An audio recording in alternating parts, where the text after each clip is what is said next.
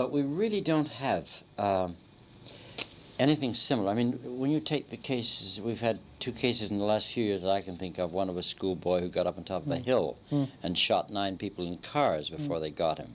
Another one who climbed a tower on a university campus and knocked off a few people. There must be something in this idea of the Americans being gun conscious. They're violence conscious. Violence is much closer to the surface over there. Guns are easy to get, so guns are the natural weapon. But there's an awful... I was over in California recently, and I spent 6 very frightened weeks there. I was down in Watts a lot, you know. I was just saying before. And I was very much whitey down in Watts, you know, and I was there sort of innocently with a friend. But I felt hate, you know. They hated me just because I was there and I was white. And these sort of tensions exist in America. There are pockets of tension. The ghettos, the slums in America, where violence is very near to the surface. It's very, very frightening, you know. I suppose it exists here, but you know, the tension isn't as great because at the moment the problem isn't as great. England isn't important enough in the world. It's not big enough power, really, for the tensions to be at the same level, I think, you know. Without for a moment suggesting that I'm on his side in any way, shape, or form, would you think it possible that this is part of Enoch Powell's fear? Yes, it may be, but it's part of it in the same way that people who want to bring back capital punishment fear this. I'm not on his side either. He's wrong. Yeah, I think that's part of his fear, sure. When you talked about Watts, is it possible today to go into that part of Los Angeles without being conscious or being warned in advance that you are going into a situation in the same way that one is warned before one is taken into Harlem? You don't just wander in there, do you? No, I went down into Watts with a couple of great big spade musicians, and that was okay, because they were wearing the full African gear, and they obviously weren't Uncle Tom spades, and that was okay, but only just okay, you know. That was all right somehow, but then there's a difference too between Watts in the daytime and Watts at night, you know. Daytime somehow the violence isn't as near, but at night time when everybody's a bit, you know, around the bars, people are stoned, then there's problems, yeah. No, they warn you in advance, don't go near Watts, don't go near Harlem, you know. Your fear about it happening here, it would have seemed to me that the sort of thing that has happened in terms of assassination and attempted assassination in the States has happened either in a southern state where racial tension is very high, or in a kooky state like Texas, or another kooky state like California. Do you think it could happen in New England or Nebraska? Or I don't know America well enough to know. I think it could happen anywhere. I mean, there were there's sort of a very strong right-wing element in upstate New York, surely, isn't there? Where there were a lot of demonstrations against Paul Robeson, which got very violent a few years ago, upstate New York. So if it can happen that close to New York, in what is after all a sort of considered to be a very respectable and adjusted community, it can happen anywhere. It's going to happen here, I think, when there's a whole generation of Negroes that are growing up now. This is very relevant if you're not putting this up for a few years. That I think there's been, you know, in the past they've come into the country, they've come in like Italians or Frenchmen or anybody else, they felt foreign. But there's a generation growing up now that are going to say, we are English, don't push us about, you know. That's when we're going to have the problem, you know. I would take it then, don't believe in what some people describe as something innate in the British character. That I think there's something innate in the British character which pretends the violence doesn't exist. And to an extent that remedies the violence, you know. But it's hypocritical in essence. Yeah, I think it is. I mean, British history proves that we're pretty violent and pretty hypocritical about our violence, you know. Do you really foresee in the sort of thing that's happened in the States in the last 3 or 4 years, literally the attacks on heads of state and things can you really foresee somebody shooting or knifing the Prime Minister outside Number 10 or at a public meeting? No, this comes back to what I was saying before, because I don't think we're a sufficiently important country anymore. That the decisions that an American statesman makes are of much more consequence, because America is a much more powerful country. Therefore, the tension is greater. I mean, it really doesn't matter too much what Harold Wilson says, or what Enoch Powell says. You know, we're not important enough to affect the world that much. You know, this is, you know, improved.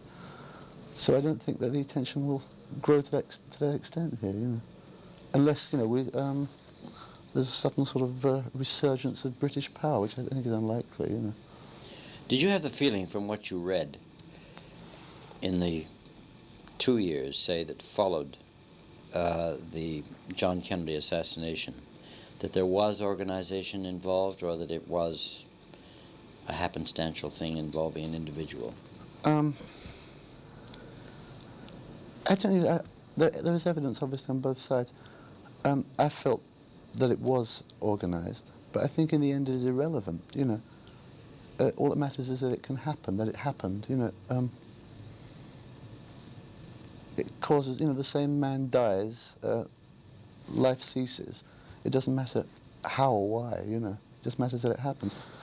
I think it was. I think it was organized. I've seen all this sort of the photo blow-ups which prove there was a sniper behind the fence and all this, but there seems to be as much more evidence, rather, for it being organised than just a sort of a lunatic or a sensationalist, you know.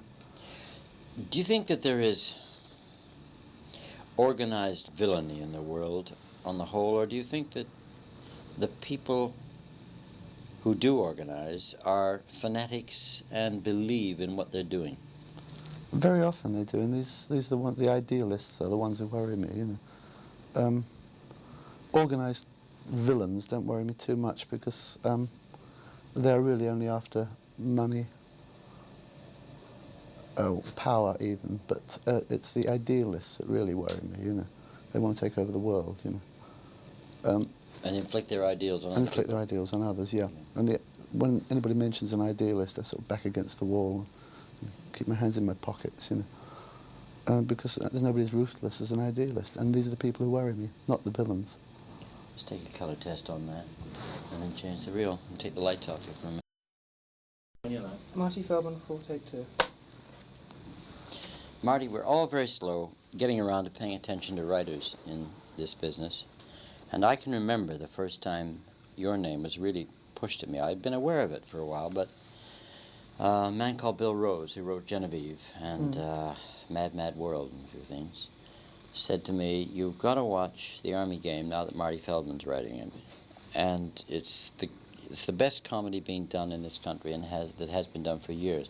The next episode I watched was one in which you had Bill Fraser and Alfie Bass, I think just after they'd been demobbed, in a room which they got into, and the two of them were in bed, and they played virtually the whole show that way. And it had tremendous plausibility all the way through, and the plausibility was noticeable.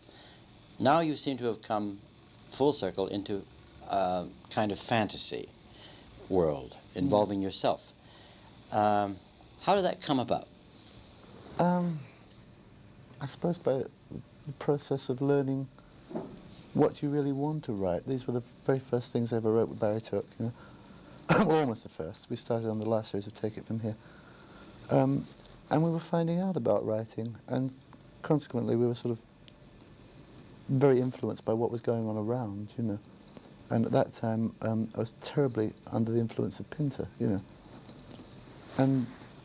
And the sort of theory of naturalism rather than realism, you know. Over a period of time, you get less stylized, and you get more confident in what you want to do yourself. And I suppose you don't lose these influences, but they become part of your equipment, you know. I still like writing naturalistic dialogue, naturalistic situations, but it's only part of the thing I like doing, you know.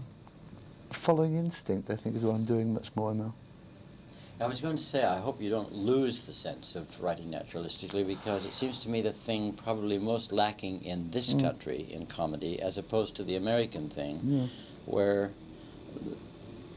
There's a certain resentment about the slickness of American comedy, about the wisecracks, but at the same time they do have a tremendous sense of plausibility, as within the Dick Van Dyke Show, Well, where you can imagine yeah. everything happening really does happen. Well, you've cited the best of them, you know, really, and when it's really good, you don't notice it's slick, you just notice it's good. No, that's brilliant.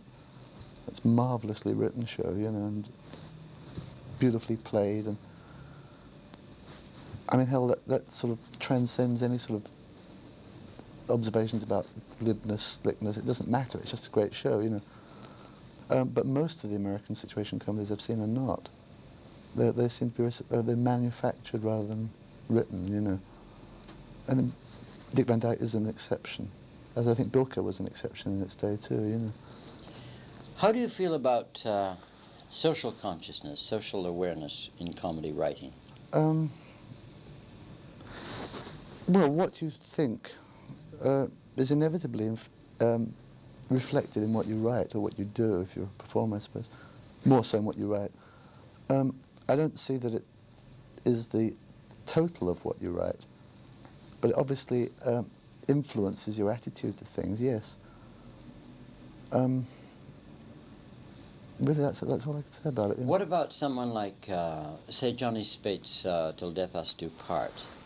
Now, I won't ask you to criticize that because you're a fellow writer, but it always seemed to me, I mean, if I were Johnny Spate, I'd have been a bit frightened to do another series after Enoch Powell's speech and the aftermath of the speech. It always seemed to me that possibly Johnny should have had in that situation a character who could have been as obnoxious as Alf Garnett, but had all the facts right in the pub. Yes, I don't think it's objectively written. You know, knowing Johnny and knowing the series quite well, I think it's extremely subjective. It's written out of anger about the way the world is, you know. And he's totally involved in this. It's not really the same sort of satire as Ned Sherrin's shows. That was that sort of thing. It's much more Johnny's own personal anger, you know. It comes directly from Johnny's experience and attitudes to life. As such, I think it's extremely valid, you know. With yourself, could you ever see yourself getting involved in a series to that extent, where you were venting personal anger? No, not anymore. I did once. I used to write very angry things, and they weren't very funny. They were just angry. I'm not angry anymore. You know, I'm trying not to be angry anymore. It seems a terrible waste of energy, you know, in the sense that one can generate light rather than heat from the same source, and I'm more interested in light, if you know what I mean.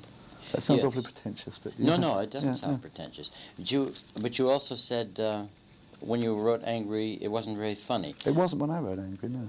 Do you think, as a rule, that probably obtains most of the time? If you're too angry, you can't write very funny. If you're too angry, you can't be coherent, and without coherence, there can't be any kind of statement. There can't be any kind of communication. There can be. Well, this must depend on how much you can control your anger and channel it. Surely, I mean, Spike Milligan is a very angry writer, but most of the time he channels his anger, you know, and it works. It's very funny. The Goons was a very angry show, really, you know. It depends on how much you let it get on top of you, how subjective you get about your anger, you know.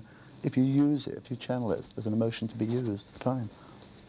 Let's come on now to the subject of performing, which is relatively new for you on a national basis anyway.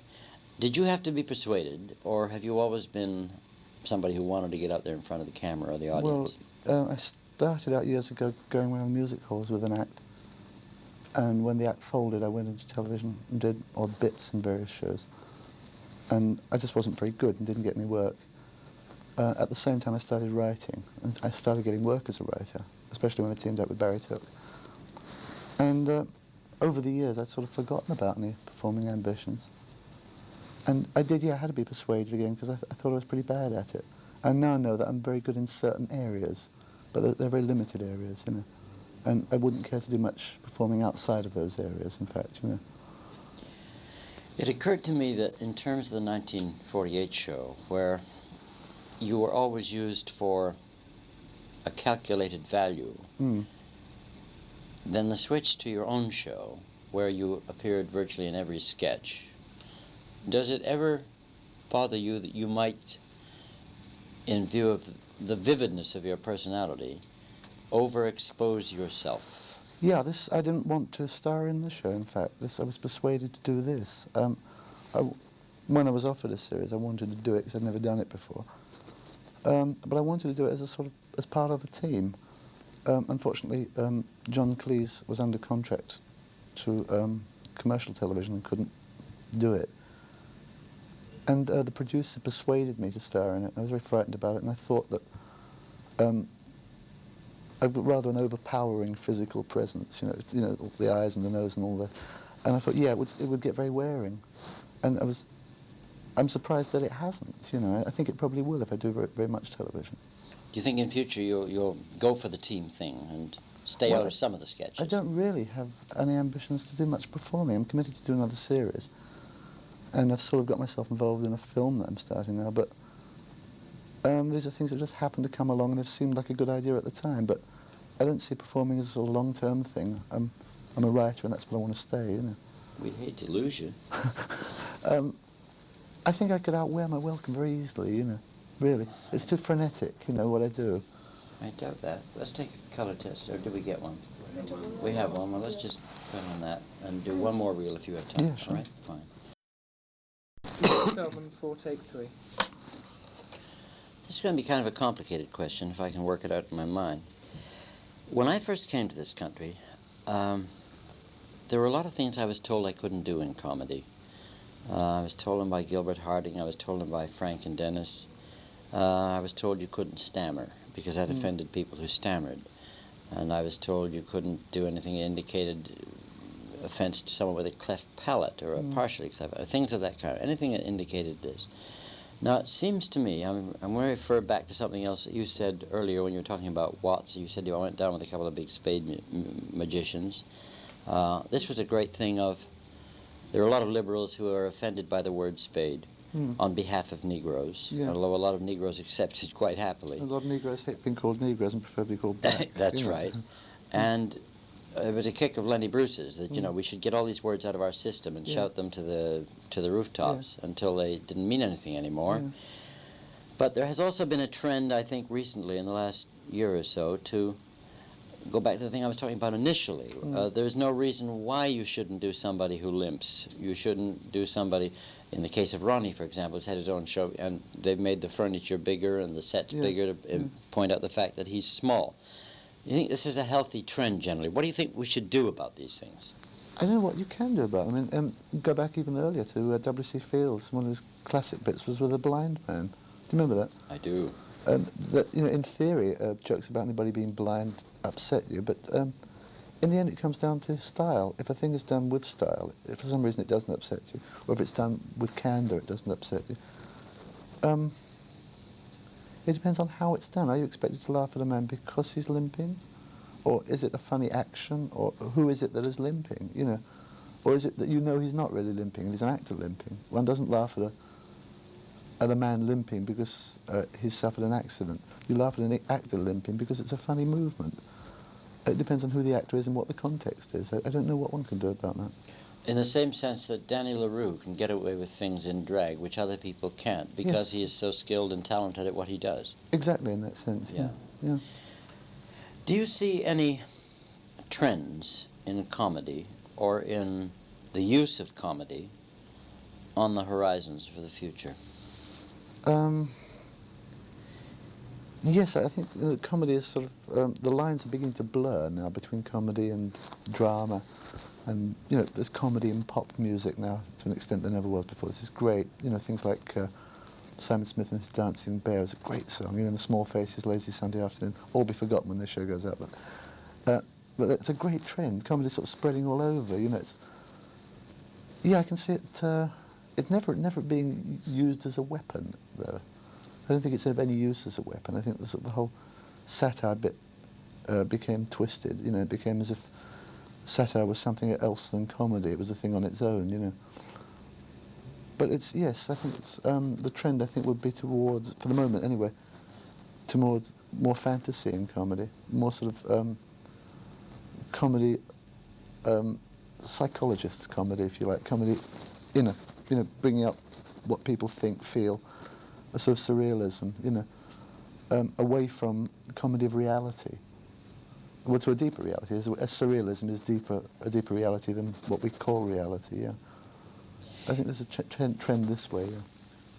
In your experience,